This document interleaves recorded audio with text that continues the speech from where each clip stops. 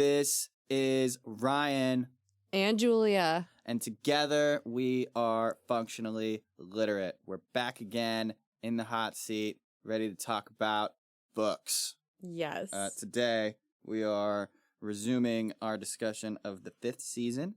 We're going to be talking about chapters 18 through 20 today. And that includes a little interlude in between, I believe, chapters 19 and 20. Correct. Yeah. So, where were we? Like, what's been happening before we even got into chapter 18? It's been a minute. It's been a minute since we recorded.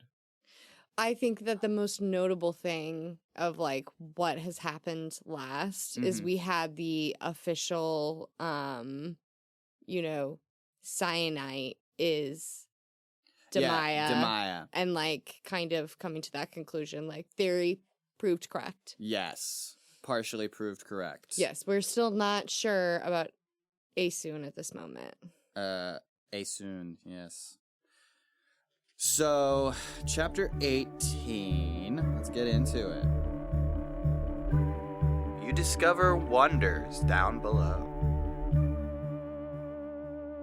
So, we are resuming us, Essun. Yeah. We found the place where all of the Origines are congregating, and we met Ika, who I take it is like their leader. Yep. And so she takes us to like a cellar.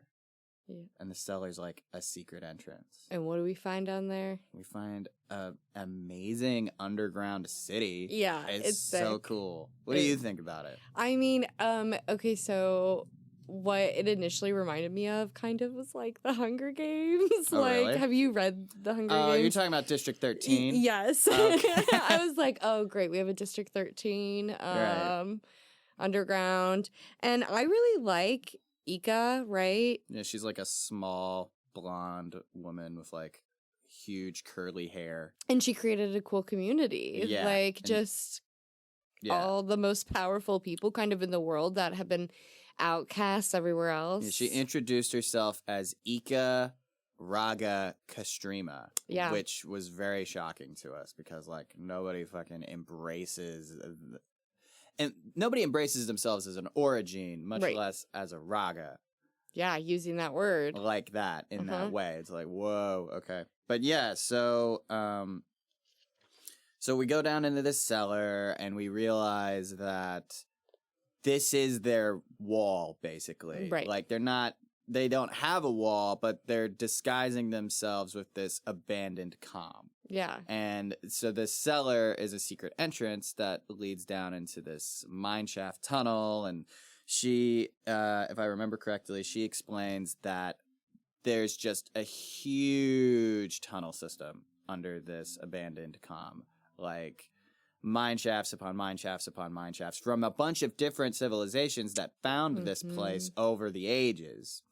And so, they're walking down through all this place and the stairs are like solid steel, like perfect steel. Like they Right. are not like rickety or falling apart or anything. And there's like, cables with electric lanterns and crap like that. And the air actually is okay. And like, there's like a warm draft, which it's very confusing to Essun. And then they find themselves in this fucking enormous geode. Yeah. Like it's literally just the biggest geode, the size of a city, and then they put a city in a geode. It's so cool. It is really cool. Like the way they describe it, the thing that stuck out to me was that these crystals that make up the geode, they're all along like the entire sphere.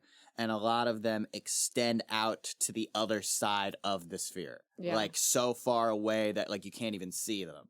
It's crazy. Yeah.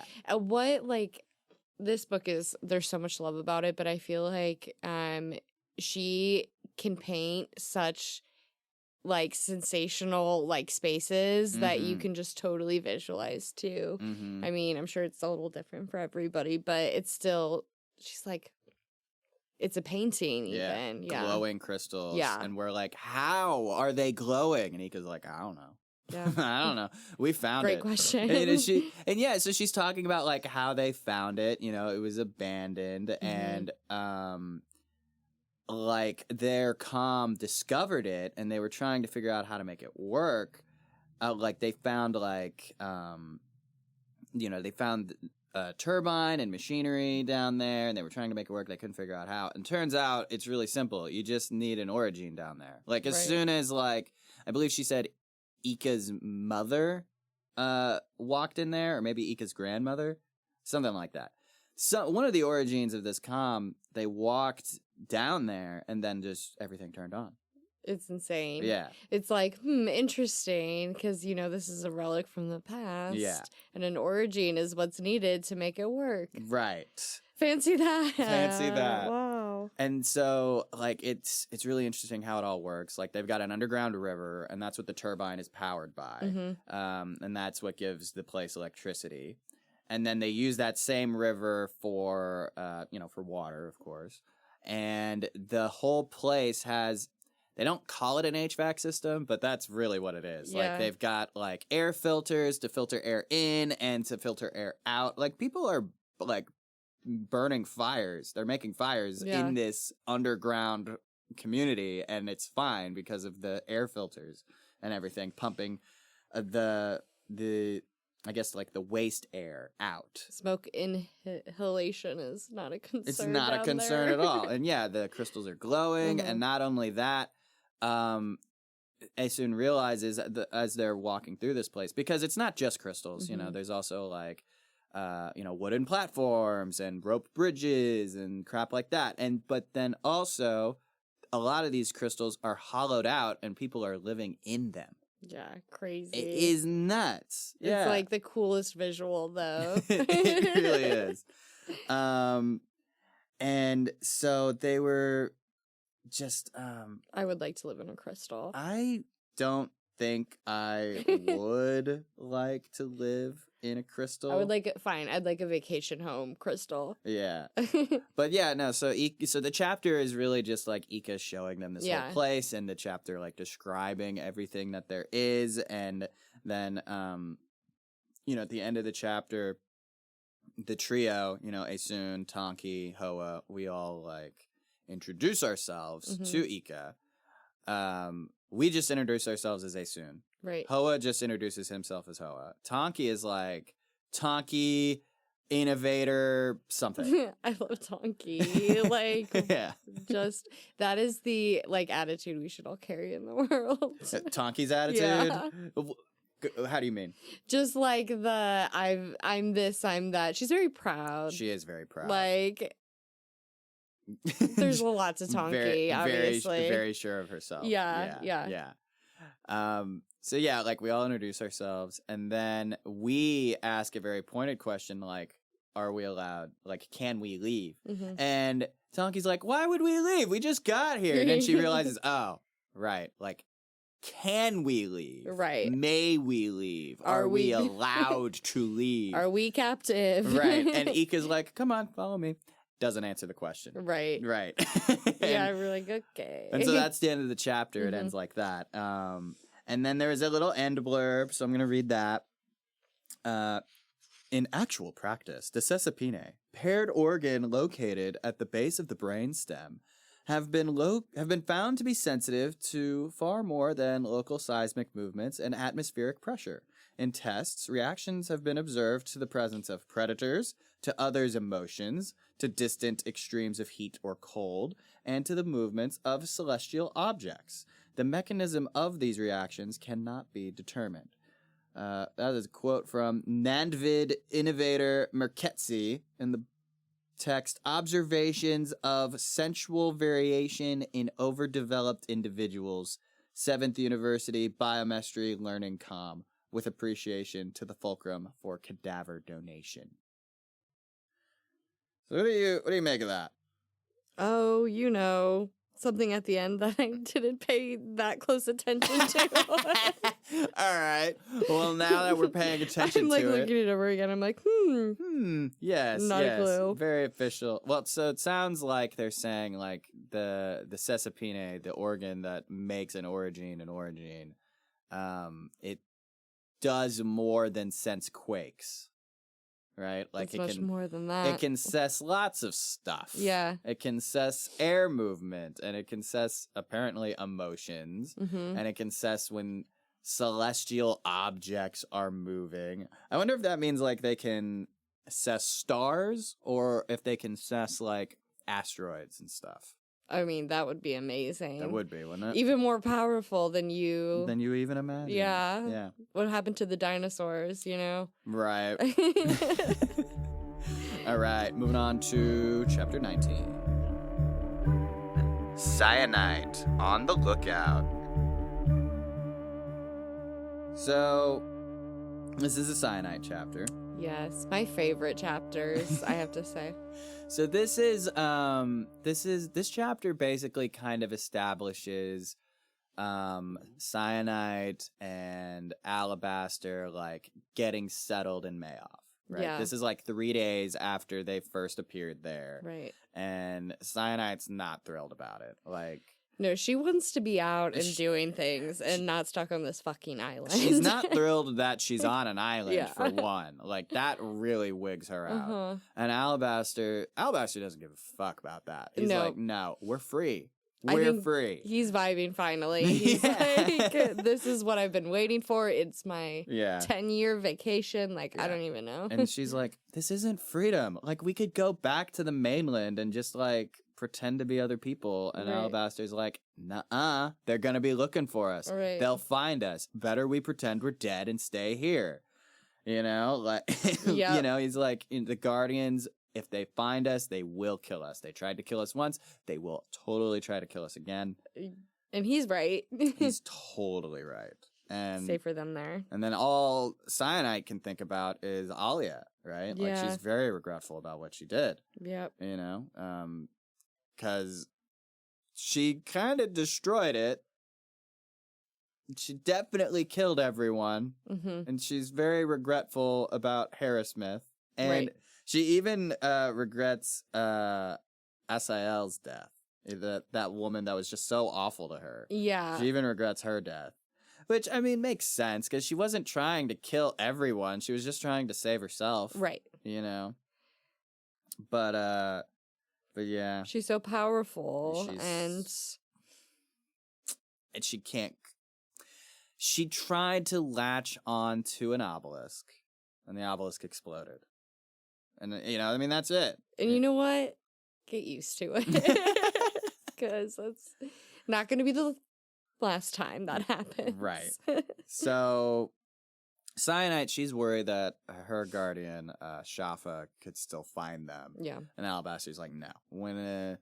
When a guardian shuts down your Cessapine like that one that tried to kill them did, it shuts down everything, including your connection to Shafa. Shafa can't find you now. The only Right. way he could find you now is if... The only way he could still track you like that is if he found you again and then, like, you know, reforge the connection.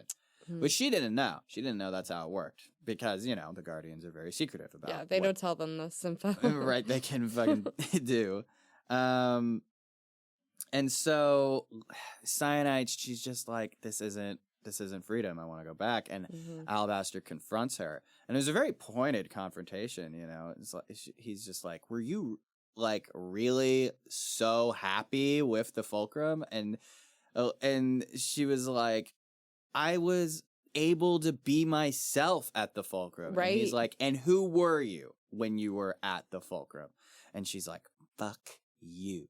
Right. And he's like, you have multiple times. The Fulcrum told you to. Mm-hmm. Are you telling me that you chose to fuck me?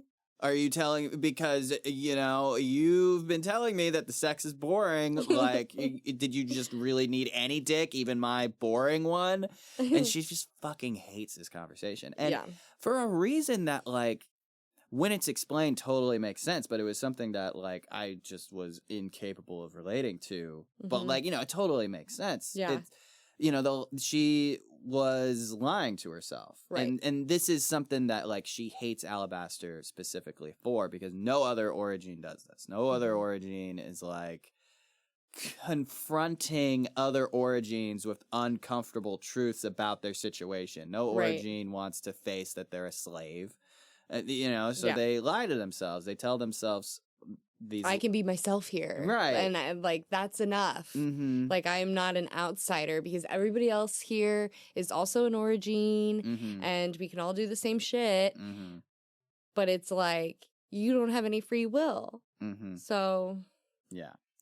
And it makes her so fucking mad that she's like ready to ice him. Not that she can. Right. Because, he's more powerful. So he just like quells that shit like snuffing out a candle. Calm down, girl. And it like rocks her to her core because nobody's ever done that to her. Yeah. And she just fucking storms off.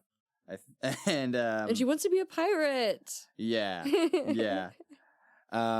And so then there's this. Well, that happens later, right? But she does. She doesn't want to become a pirate later. But today, like she storms off, and then there's this other factor to this situation, right? And his name is Enov. Yeah. Sorry, not Enov. It's Enon.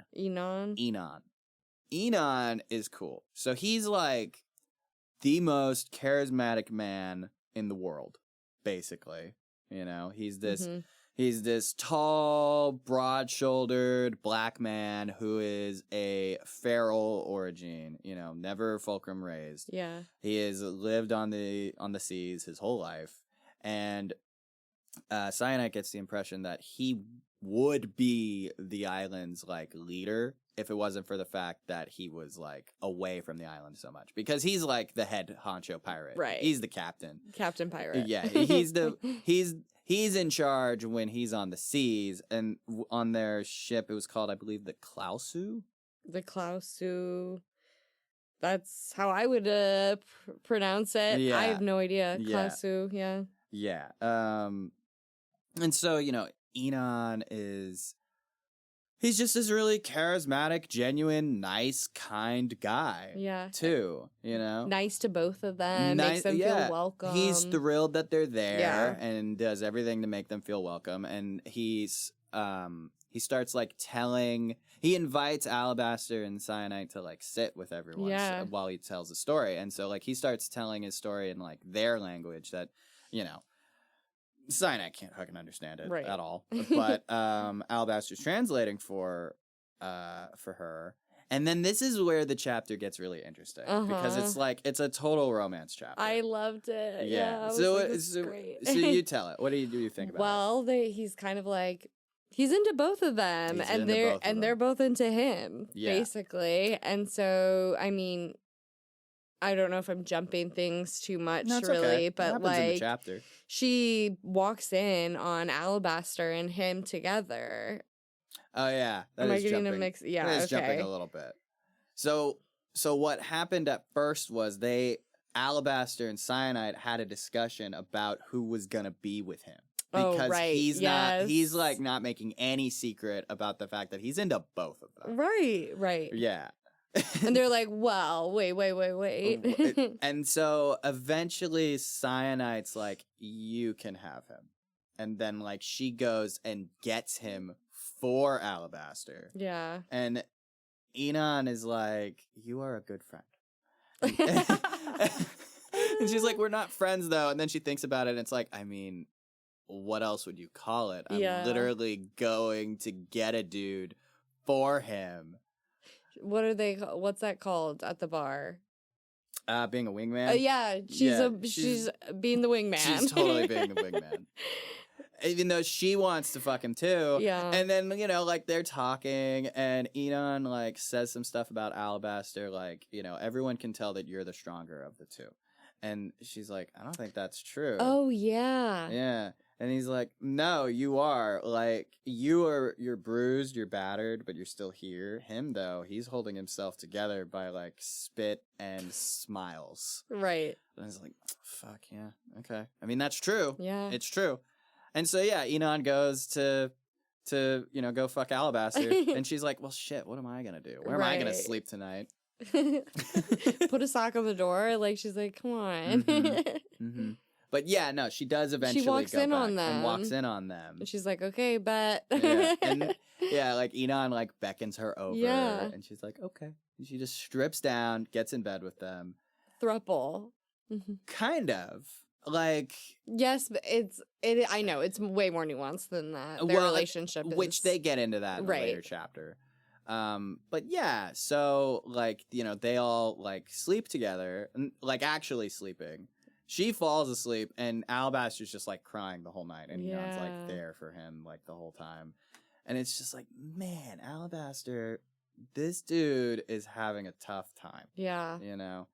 Because he made a comment in the chapter where it's just like, it's just been so long. And Syenite knows what that means. It's not like it's been so long since he's had a lover. He's had loads of lovers, but it's been so long since he's had one that he chose. Right. Right? Like, he didn't want to sleep with Syenite. In fact, he wanted to refuse her, and Syenite was like, don't, because then I'm just going to be labeled difficult. Right. Make this easier for me. Yeah. And so he's like, it is really sweet and very, very sad, obviously. Like, he's finally found someone that he's like, I got to pick. It breaks your heart. It really does, yeah. And Enon is such an interesting character, right? Because he's not at all bashful about his sexuality, like in any way. Like, he knows what he wants. Yeah. Yeah. He's very straightforward and just charismatic too, charming, Mm-hmm. And it's the end of this chapter that you kind of what? Learn something big. Oh, yeah. Yeah. You want to go ahead and say that? Well, Syenite wakes up puking. Yeah. She's got morning sickness. And she's like, well, shit, I'm pregnant for sure. Fuck. Yeah, earlier in the chapter, there was like a little thing where a woman made a comment to Syenite about like, you will like help us find a child. You will help us steal an origin, right? Like, we need one. Like, you'll help us steal a kid. And she's like, Jesus Christ, no. But then at the end of the chapter, she throws up and she's like, well, I mean, they're not going to need to steal a kid now. Yeah, I've got an origin on the way for them, literally. Yeah. But then, so that's kind of how the chapter ends. And there's another little blurb at the end. This one's very short. It just says, pay no price on flesh. Tablet 1 on survival, verse 6. Pay no price on flesh. Put no price on flesh. Is that what it says? Yeah. Oh, I misread. No, you're good. Misread it. Okay. Well, yeah, so... But, put no price on flesh. Like, I don't know what that means. Like, I feel like this is more clear to me than... right? Like, I would think that, I mean, so much of this book is about,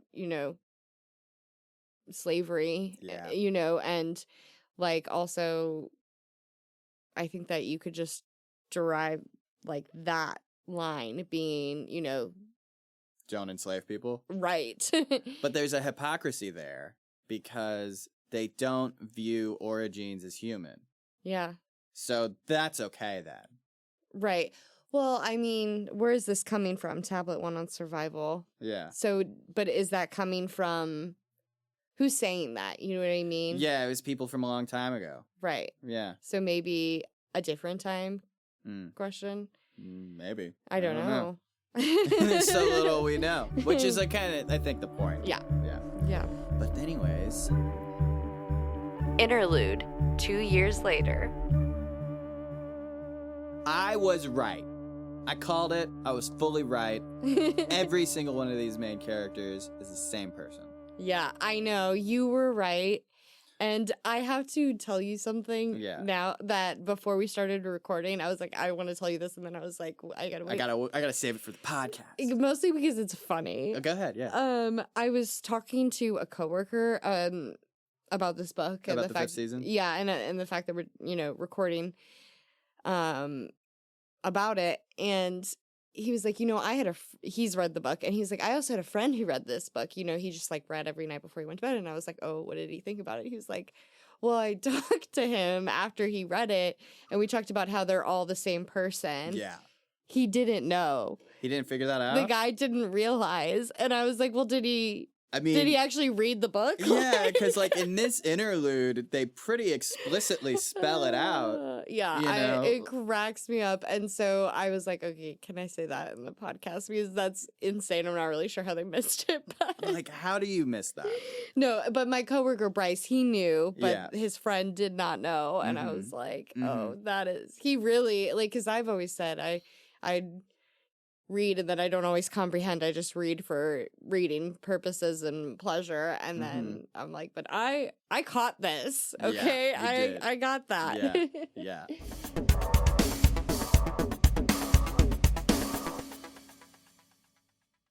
This episode is not brought to you by the Calvinist Church. They in no way endorse what we are doing. They have never heard of us. They would probably prefer that they didn't. But if they did, it's because it was predestined. And if they do one day sponsor us, just know that that was always meant to happen. And there was absolutely nothing you could have done to avoid it. Thank you for your lack of free will and your support or lack thereof, whichever has been determined of this show. If it's been determined you would like to support us, there are ways to do that. Check out the links in the description if you'd like to. If it's been predetermined that you must email us, you will do that at func.lit.pod@gmail.com. That is funk.lit.pod@gmail.com. We hope you have a blessed day, because you're going to have one or not, as fate has determined. God Back bless to the and good luck.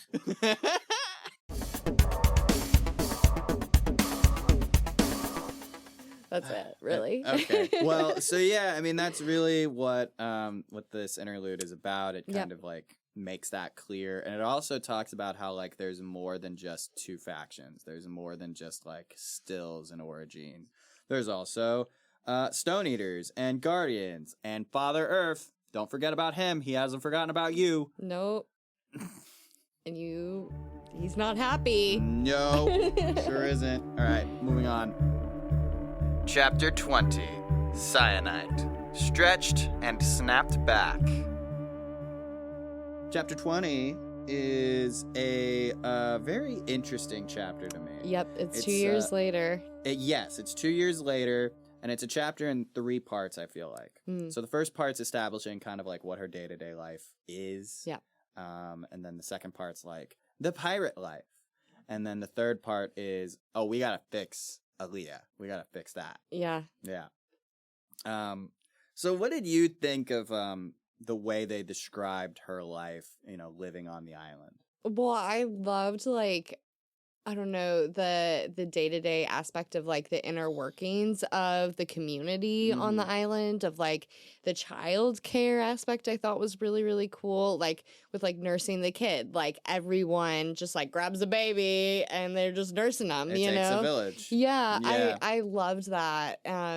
Getting a glimpse into the actual community was really cool for me. And I mean, Syenite's in hell. Like, she hates this. Yeah, it's just the island life is just not for her. No, it's not. Alabaster, he's thriving. Loves it. He's thriving. You're right. Yeah, he totally is. And so it starts off this chapter with Syenite having an argument with Enon about leaving the island, going with him to go be a pirate, and he's like, absolutely not. Yeah. That's not, no, you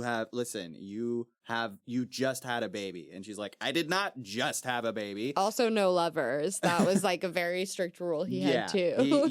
He had a lot of stuff to say. He was like, you're not allowed. He was like, you just became a mother. You have to do everything I say if you're out there, which you're terrible at. Like, you don't even listen to me in bed. Right. And she's like, oh, fuck you. It's great. Yeah, and then like, no lovers. Mhm. But she kind of persuades him like, listen, I would be useful out Right. there. And he can't deny that. She would be. Because Yeah. he knows that she's much more skilled at orogeny than him. Right. Like, he was educated. He was a feral educated by another feral. Homeschooled. Yeah, he was total homeschooling. Yeah.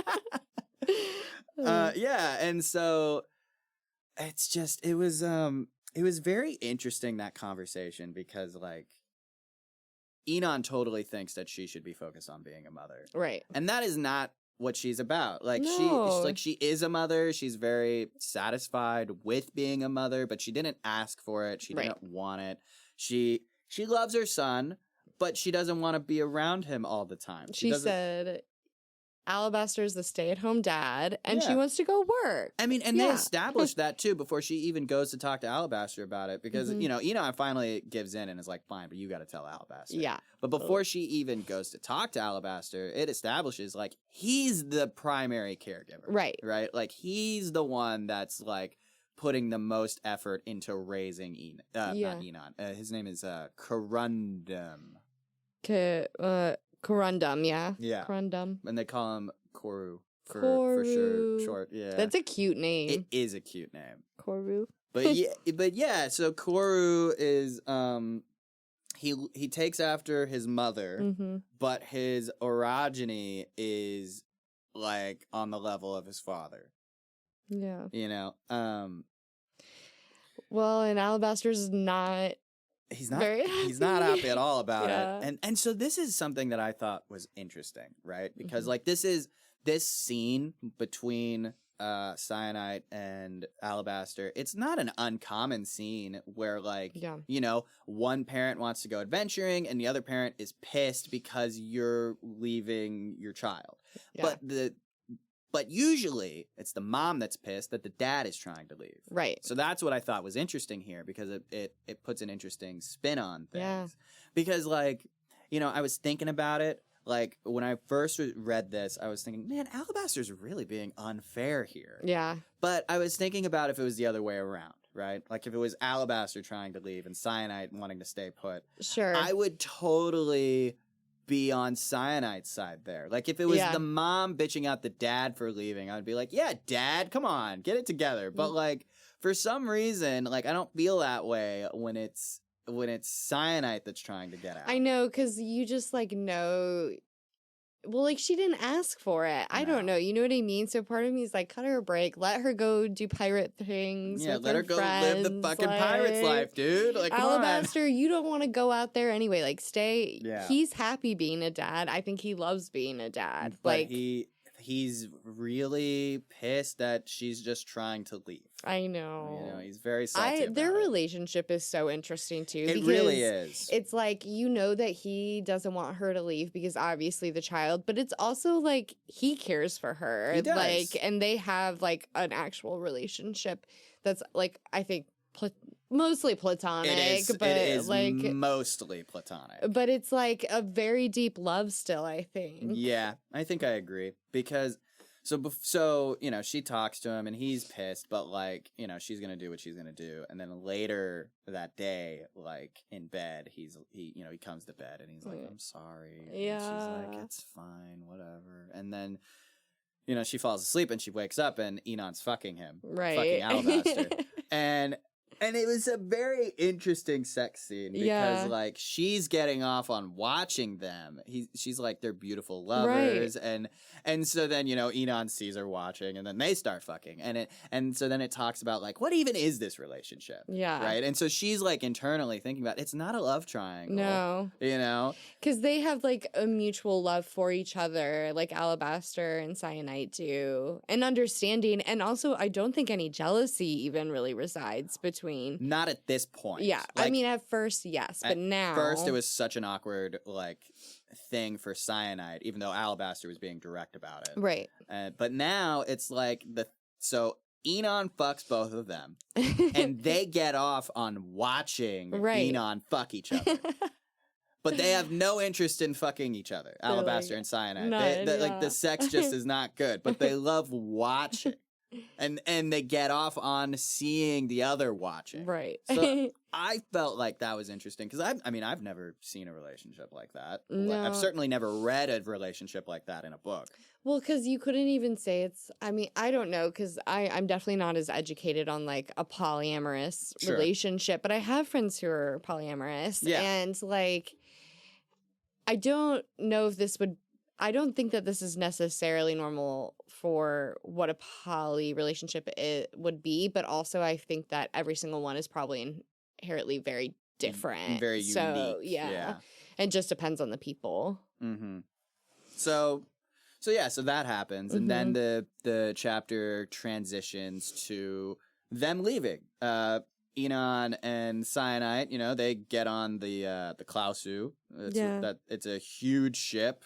She doesn't know what kind of ship it is because she doesn't know much about ships, but she boards the Klausu, and she goes and lives a pirate life. Adventure awaits. Yep. Like she starts to, get familiar with the crew. Half the crew likes her, half the crew's uncertain about her. She gets to see loads of sea creatures. She gets to look at the stars. Enon talks to her about the stars and talks about how there's stories of how there may be people on other planets and stuff. And she's like, that's all a crock of shit. But like out here, seeing the stars, I can see why people believed such things. Right. Yeah. She does not believe in aliens. No. But so then they go on their first raid. Mhm. They see a couple boats, and I felt like that whole scene was interesting, right? Why? Well, I thought it was because of how it ended. Like the raid. Okay, sure. Like at first everything's great, everything's all hunky Mhm. dory. Like she uses her powers to make fog. Right. There was 2 ships. There was one that clearly had cargo, and there was one that was clearly defending the one that had cargo. So she puts fog cover over both of them, and then they swoop in and they easily overcome the ship. Yeah. And they start looting, and then so the attacking ship is just going full bore, full steam ahead, charging at them, even though that is like a dumb, dangerous thing to do. Right. And so she just reacts, right? Yeah. Like it's helpful to have an origin on board at this moment. Yeah. So she just reacts and sends some bedrock, like some ocean bedrock, up and skewers the attacking badass. ship. Stops it in its track. It was so cool. Yeah. And Enon's like praising her. He's like, that's amazing. I've never seen anyone do that before. But here's the thing. Yeah, she's like, I fucked up. Yeah. If I had put a little more thought into it, I would not have sent that bedrock up and through the ship. I would have just stabbed the bottom of the hull. Right. And Enon realizes what she's saying, and he's like, oh shit. They know that we have a skilled origin on board. And he tells her to kill them. And she doesn't want to. Right. But he's like, you got to do it for your family. And she's like, at first, she, internally, she's like, that doesn't help. This doesn't, no. But then, she thinks about it a little more, and it's like, oh. Yeah. If there's any survivors, stories will spread, and they might realize that we're still alive. Right. So she uses the bedrock skewer that she used to stab the other ship. She uses her powers to rip it out, and then that one starts to sink. And then she stabs the other one, and then that one sinks. Having kebabs for dinner. Yeah, and she's just So haunted taste. by this kebabs. That's so gallo. I'm sorry. I was just like the visual. I was like, Oh my god. No, but you're right though. I mean, she fucking skewers those ships, and she's haunted by the people screaming. yeah, see, that's why it's really important to use that joke. But Syenite has such a conscience. Like, anytime she has to kill people, she has a problem with it, which, like, good. But you don't always see that, I feel like, in every story, obviously, because characters are different. So I feel like, depending on which version of this character you're talking about, it varies, right? Right. Like, she didn't really seem all that broken up about destroying Torimo. Yeah, maybe not. You're right, I guess. But I don't know. I mean, like, I think that these people maybe had some sort of feeling of, like, innocence to her that Well, maybe... yeah, I mean, they were just they literally raided the ships, Yeah. right? Like, those people died because she fucked up. Yeah. Same with Alia. Those people died because she fucked up. And I think, so it makes sense why she said she wanted to see Alia, like, immediately afterwards. So, like, after this raid, Enon makes an exception for the night and lets her, for Syenite. And so it doesn't say it, but presumably they have sex. Right. And then, like, later on in the night, she's like, I want to see Alia. And Enon's like, no, you don't. But he, sends a ship that way anyways. And so then a few days later, they see Alia, and it is... Man, Jemison can paint a picture. Yeah. She really can. It's, it's a hellscape. I know. But before she even describes the hellscape, it talks about some stone lore that I thought was interesting, like about Father Earth. Do you remember that bit? Was this the one where they pissed off Father Earth? Mm-hmm. Yeah. Like, the reason why the world is the way that it is because they treated it like shit. They treated it like shit, and then the humans did, and then the proverbial needle that broke the camel's back was they killed Father Earth's most treasured child. Or something like that. Right. And then, so, like, it talks about how, it's similar to, like, mythology in general. The stories are different, but it's always the commonality with Father Earth is that something important to him was taken. Yeah. And so then it transitions from, it talks about, like, that all of those events is what led to the Shattering season, which was the first ever 5th season. Right. And she thinks to herself, if Alia looks anything remotely like the Shattering season, it really just goes to show how much Father Earth hates us. Yeah. Yeah. Oh, that's good. Because Alia is, it's a volcano. Right. There's 3 blows, as they call them, like 3 vents. And, the central one, the one that started it all, the one that she made, she can assess it. It is a hexagonal tube leading all the way to the Earth's core. Oh my God. Which is fucking badass. Yeah, it is cool. But also horrific. A little scary for them, maybe. Yeah. And so, what did you think of that? I mean, I kind of just what you said, how she can paint a picture, and also this just like looming, ominous, like, future for them, I think. Yeah. Do you know what it reminded me of, like, visually, when I was reading this bit? So, do you ever watch Stranger Things? I watched the first season All a right, long fair time enough. ago. All right, spoilers for Stranger Things 4. Okay. So, the way and that's the most recent season, the way that it ends is, like, the town, the big bad of that season was, like, killing people, and when he killed people, it would make a hole between our world and the Upside Down. Okay. And so, like, his whole plan was, I'm going to kill people in strategic spots to weaken the barrier between worlds and make a big fucking hole. Oh my God. And so, like, the final shot of season 4 is, like, just this big fucking hole with smoke coming out of it. Yeah. And it reminded me of this, because the Upside Down is hell, basically. Right. And that is kind of how they're describing the mantle of the earth here, is like, this is hell. This is coming out of hell. This is Father Earth's anger. And she's, like, pissed at the Fulcrum for not fixing this. She's like, why have you let this be for 2 years? And she's like, all right, well, fuck this. I'm fixing it. Oh my God. Ugh. I just love Syenite. Yeah.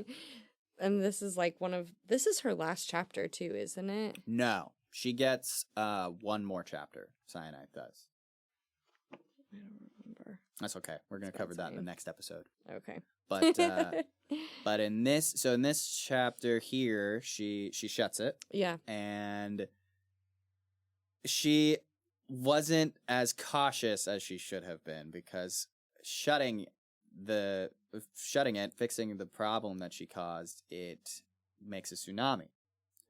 And because she's overworked her Sesapine, it, like, when she tries to stop the tsunami, she just gets a headache. Right. She can't do it. But, of course, Alabaster is over on the island called Meov, and he can assess everything. He's like, what shit is she doing right now? I gotta calm it down. Yeah, exactly. And so, he stops the tsunami immediately, and everybody on the boat is pissed. And one of them is talking to Enon about it, and she can't understand him, but the meaning is clear. Like, the next time she goes doing shit like that, tell her to get off the boat first. And she's like, sorry. And he's like, whatever, and walks off. Yeah. And so the chapter ends ominously, right? Because she's looking at Alia, what's left of it, and she thinks she sees a man dressed in burgundy at the edges of Alia. Not a good sign for her. And she, in her anxiety, thinks this is why they left it. Right. This is why, because they wanted to see if I would fix it. And so she's like, that's how it ends. Like, she's terrified, like, have I given myself away? And spoiler alert. She did. She did. Yeah, she did. Yeah.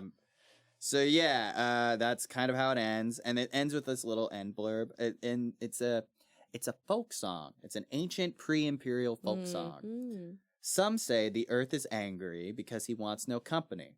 I say the earth is angry because he lives alone. Ooh. Yeah. He's lonely, the earth. He's a lonely earth. But yeah, that's those 3 chapters. What did you think? I really enjoyed these chapters. I mean, this last one with Syenite's like a really good one. Definitely a favorite, because it shows a lot of different pieces of her. Yeah, that I really enjoy.